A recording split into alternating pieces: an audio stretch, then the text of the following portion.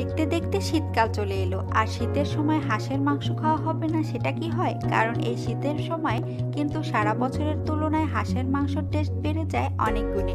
আসসালামু আলাইকুম দর্শক, আজকের রেসিপি হচ্ছে হাঁসের মাংস ভুনা। আর এই হাঁসের মাংস খেতে এতটাই মজা যে যারা পছন্দ করেন তারা তো বটেই, আর যারা পছন্দ করেন না তারাও খাবেন চেটেপুটে। এই হাঁসের মাংস চালের রুটি, চিতই পিঠা কিংবা চিতা রুটির সাথে খেতে কিন্তু ভীষণ ভালো লাগে।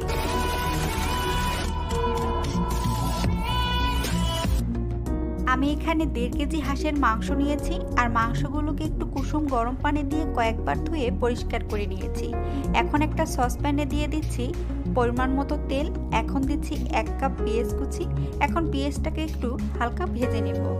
তো ভাজা হয়ে গেছে। এখন দিয়ে দিচ্ছি 2টো তেজপাতা, 2টো দারচিনি আর 3 টুকরো এলাচ।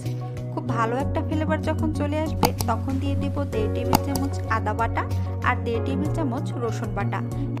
এখন দিচ্ছি 1/3 কাপ পেঁয়াজ বাটা, 1 চা চামচ হলুদের গুঁড়া আর 1 চা চামচ মরিচের গুঁড়া। এখন দিচ্ছি 1 চা চামচ ধনিয়া গুঁড়া আর 1 চা চামচ জিরার গুঁড়া। এখন দিয়ে দিচ্ছি 1 চা চামচ লবণ। এখন এই সবগুলো উপকরণ খুব ভালোভাবে একটু কষিয়ে নেব।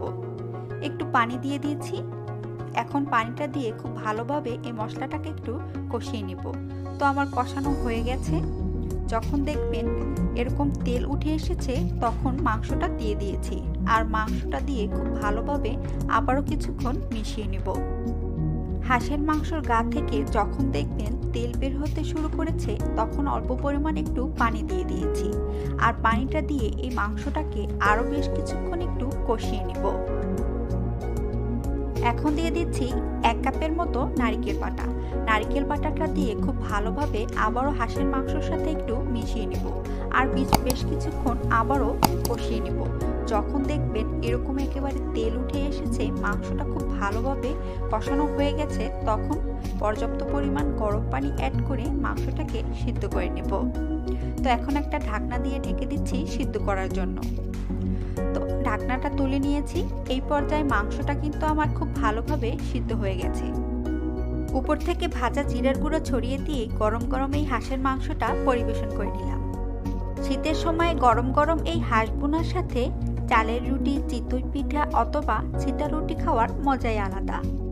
চাইলে রেসিপি ফলো করে বাসায় ট্রাই করতে পারেন। আশা করছি আপনার বাসার সবাই এই হাঁস ভুনার রেসিপিটি খুবই পছন্দ করবে। আশা করছি আজকের হাঁস ভুনার রেসিপিটি ভালো লেগেছে সবার কাছে। ভালো লেগে থাকলে অবশ্যই লাইক, কমেন্টস এবং আমার চ্যানেলটি সাবস্ক্রাইব করে পাশে থাকা বেল আইকনটি ক্লিক করে রাখবেন। আর এতক্ষণ ধরে হাঁস ভুনার রেসিপিটি দেখার জন্য সবাইকে অনেক ধন্যবাদ জানাচ্ছি। আল্লাহ হাফেজ।